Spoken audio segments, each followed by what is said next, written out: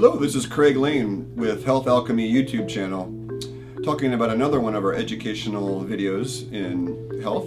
And today we're going to talk about tissue or organ detoxification, which are composed of cells, and we also have a cellular detoxification video. And it's springtime here in the West Coast, springtime the whole northern hemisphere as a matter of fact, so a lot of people are detoxifying right now. It's a great time to detox. And so the conversation's around and like, I'm gonna do a liver detox. And a few months ago I led a kidney detox. And so we look at like, we're detoxifying, we want to detoxify, but why? Why would I even want to do it? So there's a couple of key pieces I'm gonna point out today in this short video of things to consider before you detoxify, ways you can detoxify, and how long should you detoxify. So first of all, we want to know like your vitality levels.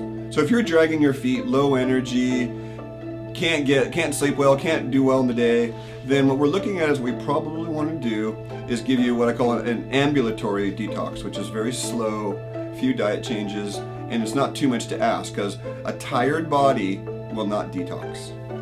You should know that tired tissues won't detox. That's a really important point. So we test for that in my office. Tired people don't go through a deep cleanse. So your vitality levels are important. Next is to determine what are my symptoms. If I have a lot of symptoms, then I probably have to either make some changes in what I'm doing in my self-care program. But then if I have vitality, then I'm going to need to get some of the congestive things out of my body, which may be like, hey, if you're eating wheat on a regular basis, you might want to look at that.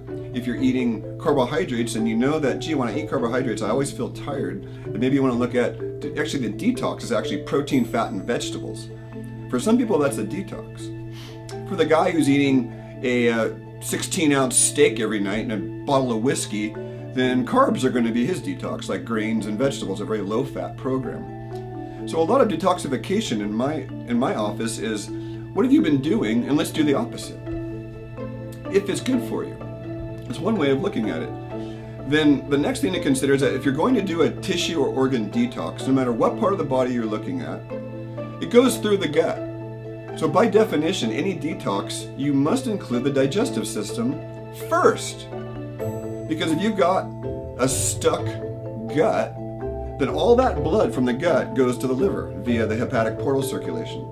So if you're trying to cleanse your liver, but your gut's toxic and you keep trying to cleanse your liver and have barely any good results, it's because you didn't do what was prior to the liver, which was the gut. So always start your detoxification with the gut, then proceed to the liver, then your kidney, and then you move on to other systems from there maybe. So the difference between a cellular detox and an organ detox would be the cellular detox, you want to buy, there's some chemicals, it's more chemical based, versus a tissue organ detox is going to be whole food based. The way it is now, you almost have to do a little bit more invasive therapy to get into the cell for especially a very sick person. And the way the organ tissue detox will work is the body will naturally kind of do it, given its whole foods and enough time and enough patience. That's really what it boils down to. How do we go about length of time? Then if the deepest cleanse is a water fast. So if you're going to choose something very deep like that, or a juice liquid fast, then you want to do something less. Like maybe if you've never done one, do 1 day, not 7. If you're going to fast, I'm going to repeat that, do not fast more than 1 to 3 days unsupervised. You're likely to have blood sugar issues. That's the main thing that comes up with people cleansing. The other question one need to ask themselves is, how much time do I have off? Please, if you want to do a deep cleanse, give yourself a few weeks off where you can lie around and take naps and relax. Don't try and do a deep cleanse while you're working in a stressful job. You will literally make yourself worse. So that's the next question is, how much time do I have off? So a typical example in my office is we do a 21-day cleanse. 6 of those days will be days off, right? Weekends. So I tell people, go deep on the weekends. On the weekdays, take care of yourself.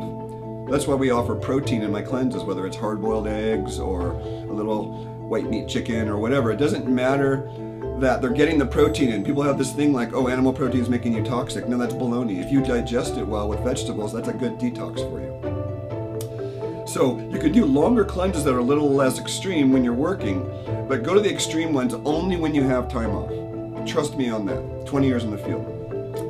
So We want to get things circulating. Hippocrates said it 2,000 years ago. There's only one cause of disease, congestion. There's only one cure, circulation. Detox can do that given the right qualifiers. And you're talking to the guy, Craig Lane, Health Alchemy YouTube channel. Thank you for listening to me, and we hope to have more and more and more fun watching our YouTube channel.